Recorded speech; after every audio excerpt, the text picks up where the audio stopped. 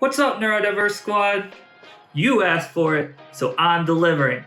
ADHD and relationships, and the things that I have found that will help build and cultivate and maintain these dope-ass relationships.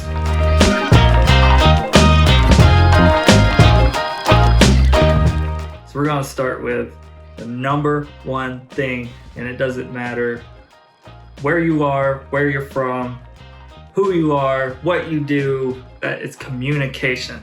Communication is something that can and will break down if you don't maintain it, especially if one or both partners have ADHD. The number one thing that I have found, and I know Dani has found, that helps in relationships is instead of playing the blame game, use I feel statements.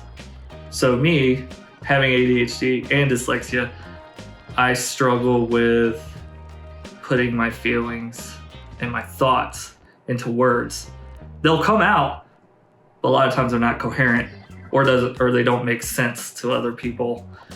This is one of the reasons I didn't want to script this, is I wanted people to see the real me and not just me reading off of a teleprompter or reading off of notes. So this is something I do still struggle with, and I feel can sometimes get me in trouble, but if you're able to get it just right, it'll help. This isn't a personal example, but this is something that I've noticed happen to a friend. One of them made a comment that, they still love the person, but they can tell they gained weight.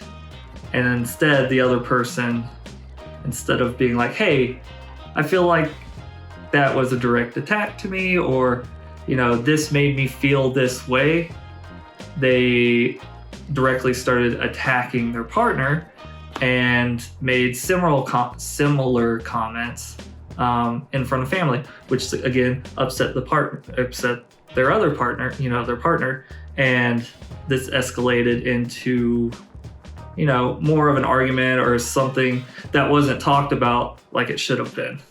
So the next thing is you always want to ask questions. Asking questions can help build like that deep bond with someone, because a lot of times you'll really start getting down into like the nitty gritty of like who that person is.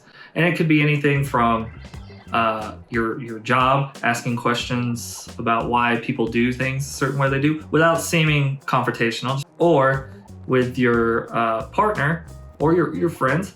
If you come home and you say, hey, how was your day? Something that simple. If it was a bad day, they might respond with bad. If it was a good day, they'll respond with good. But once they initialize that response, ask a follow-up question. Why was your day bad? Why was your day good? What are some things I can do to help your day be better? Because then you'll learn kind of like what that person needs from you, especially if they had a bad day, to help salvage the day and make it become a better day. Me and Dani go through this a lot. When one of us have a bad day, the other one will try their best to make the day better, whether it be ordering their favorite food for takeout, or watching their favorite TV show, or playing their favorite board game, or just talking to them. That is a big, big thing when it comes to developing these relationships. Another thing is talking to your partner and friends about your symptoms and the things that they might do that bother you, or the things about your symptoms or yourself that bother you.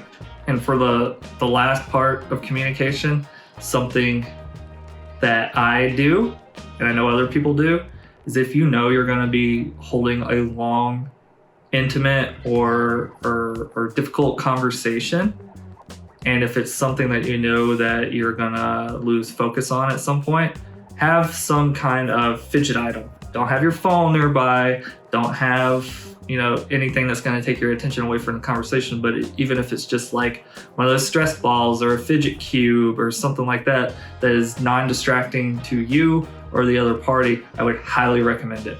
I have one that I use at work for meetings. Dani and I have them just laying around the house. That way, if we're trying to have a conversation with the other one and we know that person could potentially lose focus, they'll play with the fidget cube or fidget toy or stress ball to kind of keep that focus in line with the conversation.